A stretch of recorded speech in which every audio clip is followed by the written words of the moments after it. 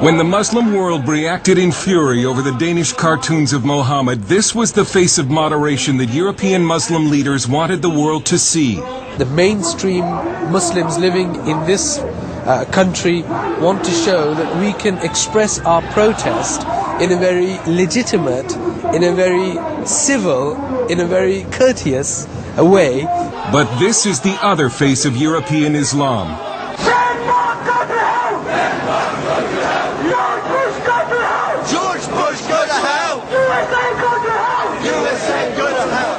This is footage of the demonstration outside the Danish embassy in London, provided to CBN News by the NIFA Foundation, an anti-terrorism group.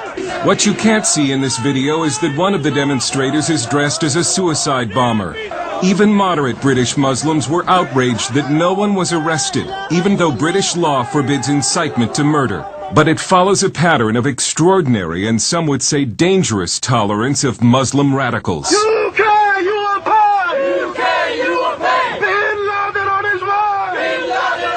These protests threatening bloodshed occurred in 2004, 1 year before London's 7/7 subway and bus bombings. Now Tony Blair has been warned. Pull your troops out of Afghanistan. Pull your troops out of Iraq. And if you do not pull your troops out, you will get bloodshed on the streets of London. Again, no one was arrested.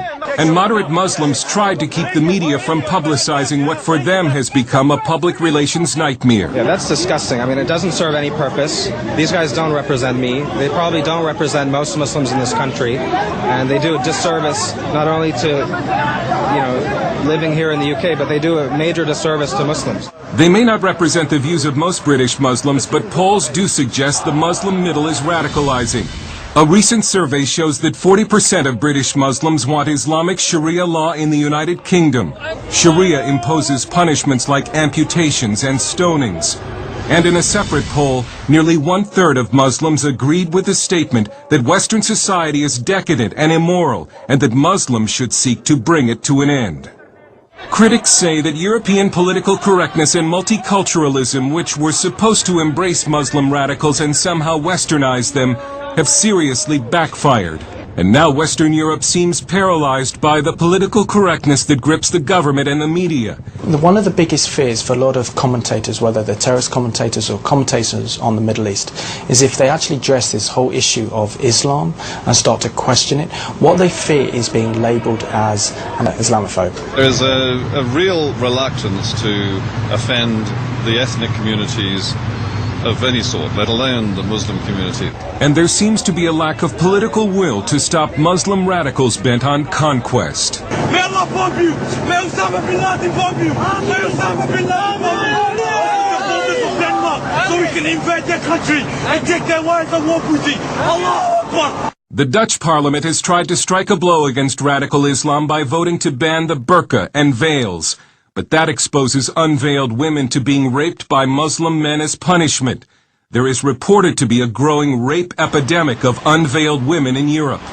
In London, Shadow Homeland Security Director Patrick Mercer of the Conservative Party says Britain remains in denial and thinks it is protected by what he calls pointless legislation. But you have to ask yourself, what is a piece of paper going to do to an Islamist fundamentalist, or any other form of fundamentalist terrorist for that matter, and its suicide bombers?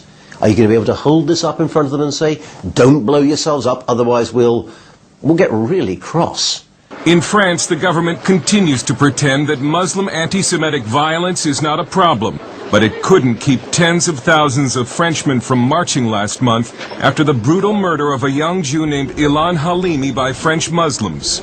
Halimi was held for ransom and then tortured to death by Muslim immigrants who phoned his family and recited to them verses from the Quran as their son screamed in agony. French conservative political writer Guy Millier. A lot of Jews in Europe, and especially in France, are really scared about the future.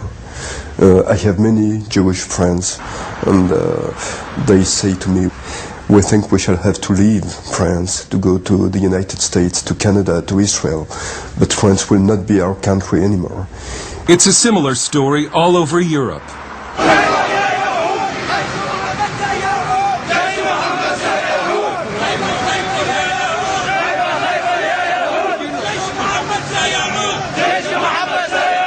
And in the wake of the cartoon protest, a worldwide group of intellectuals recently signed a declaration that states, "After having overcome fascism, Nazism, and Stalinism, the world now faces a new global threat, Islamism.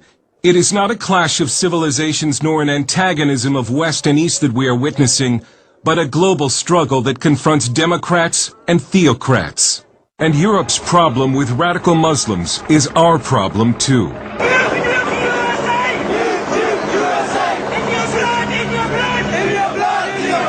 Political correctness has been the fertilizer that has helped Muslim radicalism grow in Britain.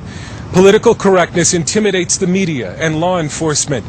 But Europe may be forced to choose between political correctness and the survival of its civilization. Dale Hurd, CBN News, London.